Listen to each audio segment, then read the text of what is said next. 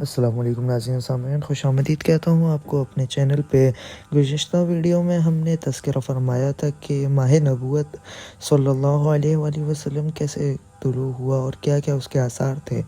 پھر ہم نے آگے چل کے اس بارے میں بھی تذکرہ فرمایا کہ آپ صلی اللہ علیہ وآلہ وسلم جو تھے کس زمانے میں پیدا ہوئے، جو کہ عام الفیل کا زمانہ کہا جاتا ہے۔ اور عام الفیل میں جو ابراہہ تھا، جو ان کا سردار تھا ہاتھی کے لشکر کا پورے، تو اس نے یہ فیصلہ کیا تھا کہ میں کعبہ کو گرا ڈالوں گا۔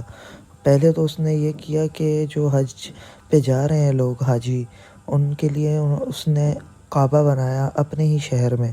پھر جب کسی نے، جس کا نام تھا نفیل خشمی، اس نے اس کعبہ کو جو ابراہہ نے بنایا تھا اس کو گندا کرنے کا اور خراب کرنے کا سوچ لیا تھا، اور اس کو خراب بھی کر دیا تھا، جس کی وجہ سے ابراہہ کو غصہ آیا اور بولا میں مسلمانوں کے کعبہ کو تباہ کر دوں گا۔ اور اسی طرح وہ ہاتھیوں کا ایک بہت بڑا لشکر لے کر کعبہ کی طرف پہنچا۔ چلیے اب آگے جانتے ہیں کہ کیا ہوا۔ ابراہہ کے ہاتھی کو اٹھانے کی مسلسل کوشش جاری رہی تھی کہ اچانک سمندر کی طرف سے ان کی طرف اللہ تعالیٰ نے ابابیلوں کو بھیج دیا۔ وہ ٹڈیوں کی جھنڈ کی طرح آئیں۔ دوسری طرف عبداللہ مکہ میں داخل ہوئے، حرم پہنچے اور کعبہ کے دروازے کی زنجیر پکڑ کر ابراہہ اور اس کے لشکر کے خلاف فتح کی دعا مانگی۔ ان کی دعا کے الفاظ یہ تھے: اے اللہ، یہ بندہ اپنے قافلے اور اپنی جماعت کی حفاظت کر رہا ہے، تو اپنے گھر یعنی بیت اللہ کی حفاظت فرما۔ ابراہہ کا لشکر فتح نہ حاصل کر سکے، ان کی طاقت تیری طاقت کے آگے کچھ بھی نہیں ہے۔ آج صلیب کامیاب نہ ہو۔ صلیب کا لفظ اس لیے بولا کہ ابراہہ عیسائی تھا اور صلیب کو عیسائی اپنے نشان کے طور پر ساتھ لے کر چلتے تھے۔ اب انہوں نے اپنے قوم کو ساتھ لیا اور ہیرا پہاڑ پر چڑھ گئے، کیونکہ ان کا خیال تھا وہ ابراہہ کا مقابلہ نہیں کر سکیں گے۔ اور پھر اللہ تعالیٰ نے پرندوں کے جھنڈ بھیج دیے۔ یہ پرندے چڑیا سے قدرے بڑے تھے۔ ان میں سے ہر پرندے کی چونچ میں پتھر کے 3 ٹکڑے تھے۔ یہ پتھر پرندوں نے ابراہہ کے لشکر پر گرانا شروع کیے۔ جو یہ پتھر ان پر گرے، ان کے ٹکڑے ٹکڑے ہو گئے، بالکل اسی طرح جیسے آج کسی جگہ کے اوپر بم گرایا جائے تو جسموں کے ٹکڑے ٹکڑے ہو جاتے ہیں۔ ابراہہ کا ہاتھی محمود البتہ ان کنکریوں سے محفوظ رہا، باقی سب ہاتھی تہس نہس ہو گئے۔ یہ ہاتھی 13 عدد تھے، سب کے سب کھائے ہوئے نحوست کی مانند ہو گئے، جیسا کہ سورہ فیل میں آتا ہے۔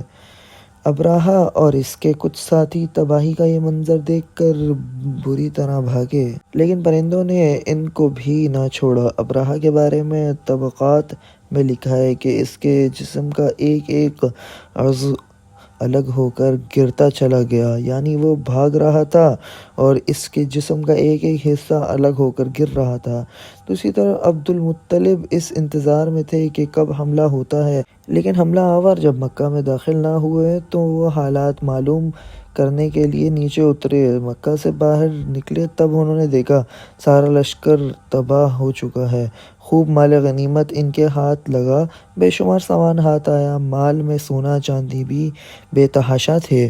لشکر میں سے کچھ لوگ ایسے بھی تھے جو واپس نہیں بھاگے تھے، یہ مکہ میں رہ گئے تھے۔ ان میں ابراہہ کے ہاتھی کا مہاوت بھی تھا، جو محمود کو آگے لانے میں ناکام رہا تھا۔ ہمارے نبی حضرت محمد صلی اللہ علیہ وآلہ وسلم اس واقعے کے چند دن بعد پیدا ہوئے۔ آپ جس مکان میں پیدا ہوئے وہ صفا پہاڑی کے قریب تھا۔ حضرت کعب احبار رضی اللہ تعالیٰ عنہ روایت کرتے ہیں کہ میں نے تورات میں پڑھا تھا کہ رسول اللہ صلی اللہ علیہ وآلہ وسلم کی پیدائش مکہ میں ہوگی۔ یہ کعب پہلے یہودی تھے، اس لیے تورات پڑھا کرتے تھے۔ دنیا میں آتے ہی حضور اکرم صلی اللہ علیہ وآلہ وسلم روئے۔ حضرت عبد الرحمن بن عوف کی والدہ کہتی ہیں کہ جب حضرت آمنہ کے ہاں ولادت ہوئی تو میں وہاں موجود تھی۔ آپ صلی اللہ علیہ وآلہ وسلم میرے ہاتھوں میں آئے۔ یہ غالباً داعیہ تھی، ان کا نام شفا تھا۔ فرماتی ہیں کہ جب آپ میرے ہاتھوں میں آئے تو روئے۔ آپ کے دادا عبد المطلب کو آپ کی ولادت کی اطلاع دی گئی۔ وہ اس وقت خانہ کعبہ کا طواف کر رہے تھے۔ اطلاع ملنے پر گھر آئے بچے کو گود میں لیا۔ اس وقت آپ کی والدہ نے ان سے کہا، یہ بچہ عجیب ہے، سجدے کی حالت میں پیدا ہوا، یعنی پیدا ہوتے ہی اس نے پہلا سجدہ کیا، پھر سجدے سے سر اٹھا کر انگلی آسمان کی طرف اٹھائی۔ عبد المطلب نے آپ کو دیکھا، اس کے بعد آپ کو کعبہ میں لے آئے اور آپ کو گود میں لیے رہے اور طواف کرتے رہے، پھر واپس لا کر آمنہ کو دیا۔ آپ کو عرب کے دستور کے مطابق ایک برتن میں ڈھانپا گیا، لیکن وہ برتن ٹوٹ کر آپ کے اوپر سے ہٹ گیا۔ اس وقت آپ اپنا انگوٹھا چوستے نظر آ رہے تھے۔ اس موقع پر شیطان بری طرح چیخا۔ تفسیر ابن مخلد میں ہے کہ شیطان صرف 4 مرتبہ چیخا۔ پہلی بار اس وقت جب اللہ تعالیٰ نے اسے ملعون ٹھہرایا، دوسری بار اس وقت جب اسے زمین پر اتارا گیا، تیسری بار اس وقت چیخا جب حضرت صلی اللہ علیہ وآلہ وسلم کی پیدائش ہوئی، اور چوتھی مرتبہ اس وقت جب نبی کریم صلی اللہ علیہ وآلہ وسلم پر سورہ فاتحہ نازل ہوئی۔ اس موقع پر حضرت حسان بن ثابت رضی اللہ تعالیٰ عنہ کہتے ہیں، میں 8 سال کا تھا، جو کچھ دیکھتا اور سنتا تھا اس کو سمجھتا تھا۔ ایک صبح میں نے یثرب یعنی مدینہ منورہ میں ایک یہودی کو دیکھا، وہ ایک اونچے ٹیلے پر چڑھ کر چلا رہا تھا۔ لوگ اس یہودی کے گرد جمع ہو گئے اور بولے، کیا بات ہے، کیوں چیخ رہے ہو؟ یہودی نے جواب دیا، احمد کا ستارہ طلوع ہو گیا ہے اور وہ آج رات پیدا ہو گئے ہیں۔ حضرت حسان بن ثابت رضی اللہ تعالیٰ عنہ بعد میں 60 سال کی عمر میں مسلمان ہوئے تھے۔ 120 سال کی عمر میں انہوں نے وفات پائی، گویا ایمان کی حالت میں 60 سال زندہ رہے۔ بہت اچھے شاعر تھے، نبی کریم صلی اللہ علیہ وآلہ وسلم کی اپنے اشعار میں تعریف کیا کرتے تھے اور دشمنوں کی برائی اشعار میں بیان کرتے تھے۔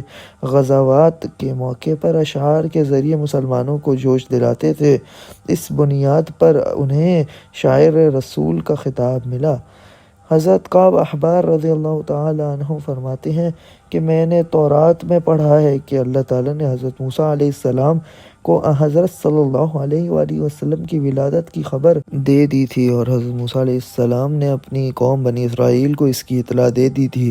اس سلسلے میں انہوں نے فرمایا تھا، تمہارے نزدیک جو مشہور چمکدار ستارہ ہے، جب وہ حرکت میں آئے گا تو وہی وقت رسول اللہ صلی اللہ علیہ وآلہ وسلم کی پیدائش کا ہوگا۔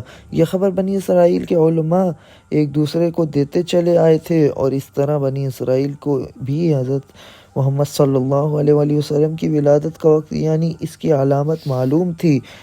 حضرت عائشہ رضی اللہ تعالیٰ عنہا کہتی ہیں کہ ایک یہودی عالم مکہ میں رہتا تھا، جب وہ رات آئی جس میں حضرت صلی اللہ علیہ وآلہ وسلم پیدا ہوئے، وہ قریش کی ایک مجلس میں بیٹھا تھا۔ اس نے کہا، کیا تمہارے ہاں آج کوئی بچہ پیدا ہوا ہے؟ لوگوں نے کہا، ہمیں تو معلوم نہیں۔ اس پر اس یہودی نے کہا، میں جو کچھ کہتا ہوں اسے اچھے سے سن لو۔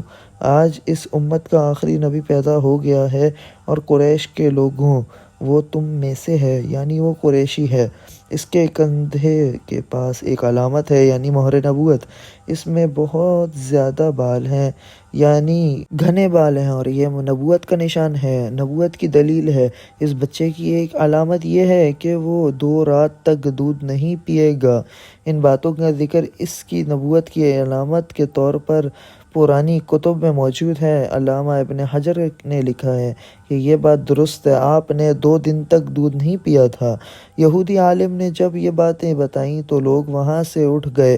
انہیں یہودی کی باتیں سن کر بہت حیرت ہوئی تھی۔ جب وہ لوگ اپنے گھروں میں پہنچے تو ان میں سے ہر ایک نے اس کی بات اپنے گھر کے افراد کو بتائی۔ عورتوں کو چونکہ حضرت آمنہ کے ہاں بیٹا پیدا ہونے کی خبر میں ہو چکی تھی، اس لیے انہوں نے اپنے مردوں کو بتا دیا، ذرا چل کر مجھے وہ بچہ دکھاؤ۔ لوگ اسے ساتھ لیے حضرت آمنہ کے گھر کے باہر آئے، ان سے بچے دکھانے کی درخواست کی۔ آپ نے بچے کو کپڑے میں سے نکال کر انہیں دے دیا۔ لوگوں نے آپ کے کندھے پر سے کپڑا ہٹایا۔